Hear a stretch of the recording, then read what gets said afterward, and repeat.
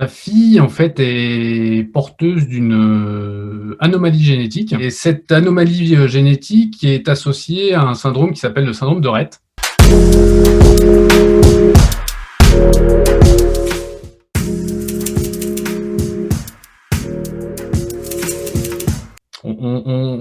On est allé dans des groupes de parents avec des enfants, handicapés. Je vais pas dire que ça me faisait pas du bien, mais quelque part ça culpabilisait parce que j'avais du mal à me mettre en parent éducateur, très sincèrement. Éducateur, c'est pas mon métier. Je suis avant tout, papa. C'est très frustrant en fait quand on sent qu'on sollicite, son enfant et que ça, lui se met pas du tout dans cette démarche-là. Enfin qu'on on l'ennuie en fait. Solliciter, enfin, et ce qui fait que ça crée un biais et par rapport au temps de qualité que j'évoquais, ça génère de la frustration en tant que parent. Enfin moi je l'ai vécu comme ça, hein. Même aujourd'hui, quand elle veut pas, j'ai vachement de mal à pousser. Très honnêtement, hein, je le concède, mais en fait, moi j'ai toujours eu une approche de me dire: «Je préfère mettre une structure de professionnels derrière qui vont prendre en charge une certaine rééducation, plutôt que, moi-même me mettre en éducateur». Mon épouse est un peu différente. Mon épouse est, a beaucoup plus d'abnégation sur ce sujet-là. Alors je dis pas que je fais rien non plus, hein. Pas toujours simple.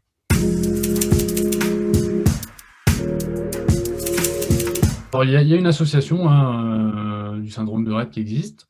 On n'est pas dedans. Alors pour plusieurs raisons. En fait, elle a un profil atypique. Finalement, on n'aura pas forcément écho dans ce type d'association. On n'a jamais éprouvé le besoin, de se mettre dans ce type d'association. On essaye, alors, je ne dis, enfin, c'est peut-être une vision un peu négative du sujet, mais je voulais pas être, on a toujours essayé de garder une certaine normalité dans notre vie et en fait, je voulais pas que tout tourne autour, enfin, nous ne voulions pas, parce que je ne suis pas seul décisionnaire sur ce sujet-là, que tout tourne autour du handicap de notre fille. Le handicap de notre fille est une variabilité. Maintenant, on essaye de garder, et puis aujourd'hui, on n'en a pas forcément besoin.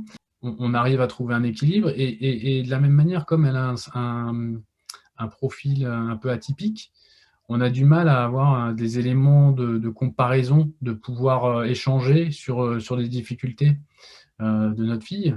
Aujourd'hui, elle a 10 ans, elle marche, elle se développe, elle continue à faire des acquisitions. Alors, elle ne fait pas des acquisitions au rythme d'un enfant normal, hein.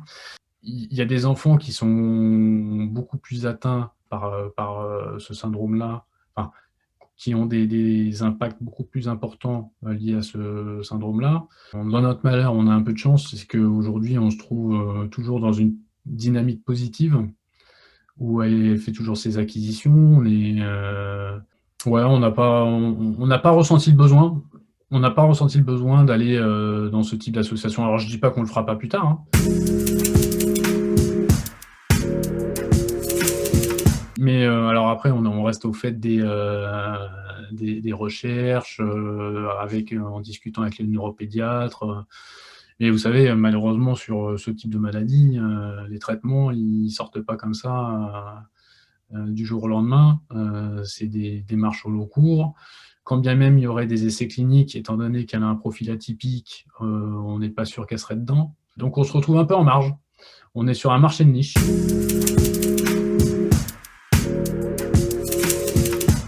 La science, la médecine n'aura pas forcément les réponses, hein.